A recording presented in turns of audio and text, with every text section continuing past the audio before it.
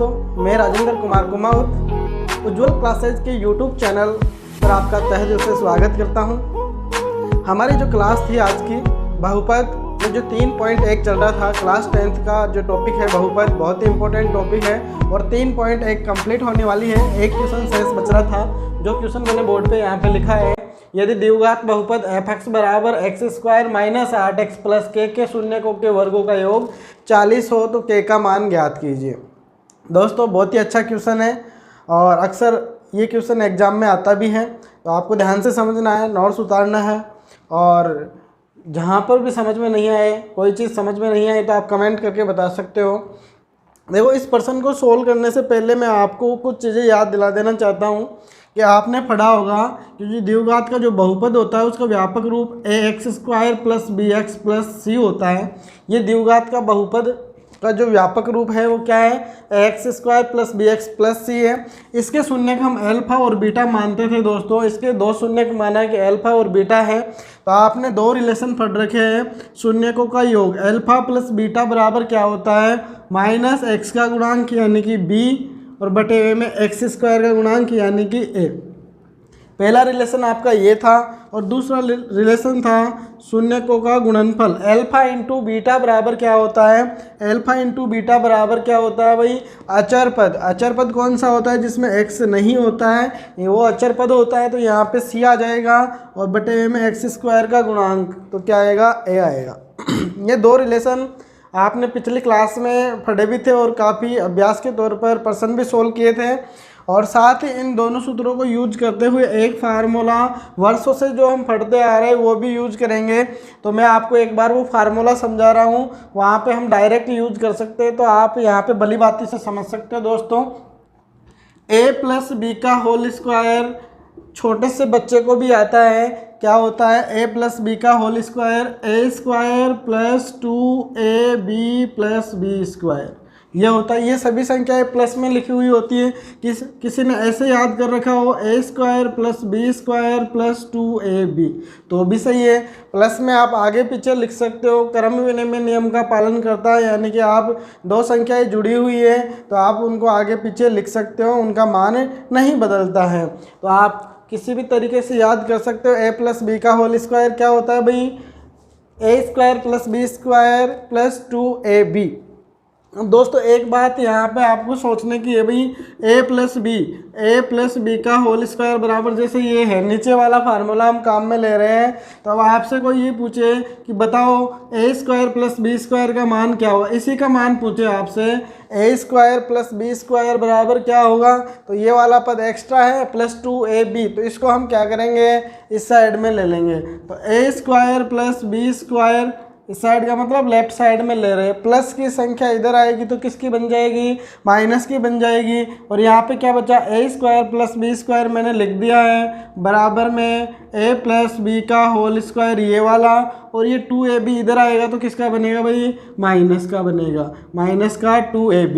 तो आपका ये एक नया फार्मूला निकल के आ गया भाई, a² प्लस b² बराबर क्या होता है, a² प्लस b² बराबर क्या होता है, आपको याद रखना है a प्लस बी का होल स्क्वायर माइनस 2ab होता है।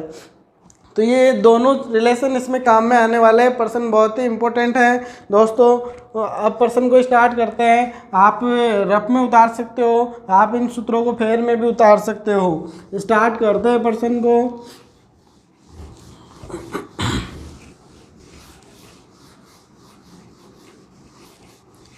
हमें यहाँ पे द्विघात का जो बहुपद है वो क्या दिया हुआ है, द्विघात बहुपद।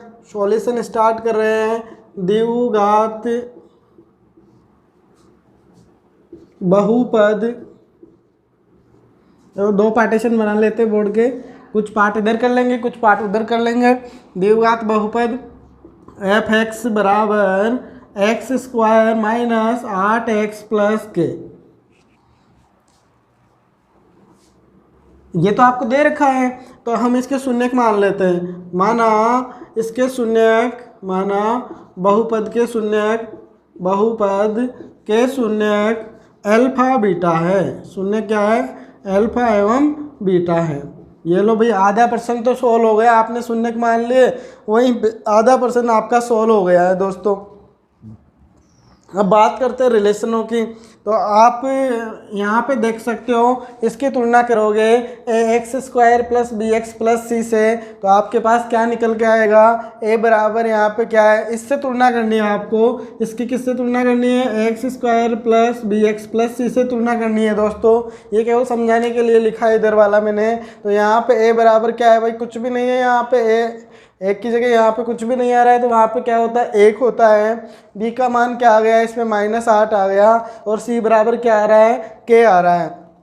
ठीक है, तो ये रिलेशन में लिखते हैं। हम जानते हैं अल्फा प्लस बीटा बराबर क्या होता है भाई, शून्यकों का योग है ना अल्फा प्लस बीटा। तो अभी रिलेशन आपको मैंने बताया था -b/a होता है।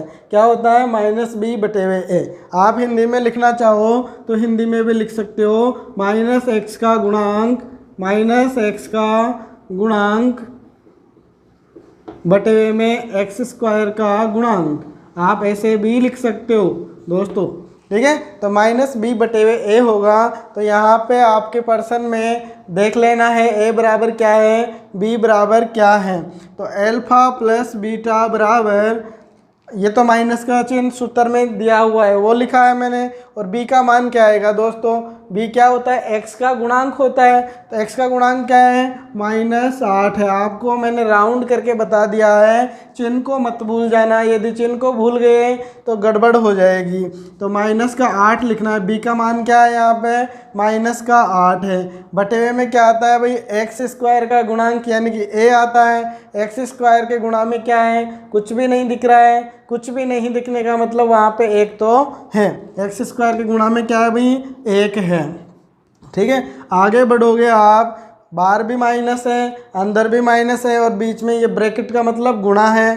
ठीक है, तो माइनस माइनस से गुणा होगा दोस्तों, तो क्या बनेगा, प्लस का बन जाएगा। और ये 8 ऐसे कैसे लिख दिया।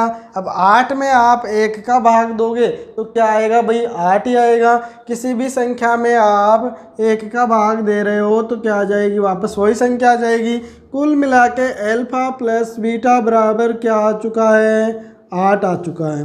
आप इसको समीकरण 1 दे सकते हो या बॉक्स में बंद कर सकते हो, सुविधा के अनुसार। ये इफेक्टिव लाइन आ गई है हमारी। ठीक है, इसका यूज करेंगे हम। पहली बात तो ये पहले रिलेशन से आ गई। अब दूसरी बात दूसरे रिलेशन से निकल के आएगी। ठीक है, अल्फा इंटू बीटा बराबर क्या होता है भाई, शून्यकों का गुणनफल बराबर क्या होता है, अचर पद बटे में x² का गुणांक होता है। ठीक है, तो इसमें मान रख सकते हैं हम। यहाँ पे मैं इसके बराबर में ही रख रहा हूँ भाई। c क्या है, इसमें c का मान क्या है भाई, k है। और बटे में a का मान रखना है। a का मान क्या है हमारे पास, 1 है। a बराबर क्या है भाई, 1 है, तो यहाँ पे 1 रख दिया। अभी मैंने बताया था आपको, किसी भी संख्या के अंदर आप 1 का भाग देते हो तो वापस वही संख्या आ जाती है। तो आप के अंदर 1 का भाग दे रहे हो तो दोस्तों कौन सी संख्या आएगी, वापस के ही तो आ जाएगा भाई।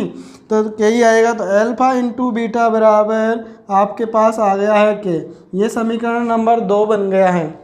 यानी कि अल्फा प्लस बीटा का मान आया है आपके पास। अल्फा प्लस बीटा का मान आ गया है 8, और अल्फा इंटू बीटा का मान क्या आ गया है, अल्फा इंटू बीटा का मान आ गया के। ठीक है, अब पर्सन पे थोड़ा सा ध्यान देते हैं हम। ये तो हमने निकाल लिए सूत्रों की सहायता से, 2 समीकरण बना लिए है ना।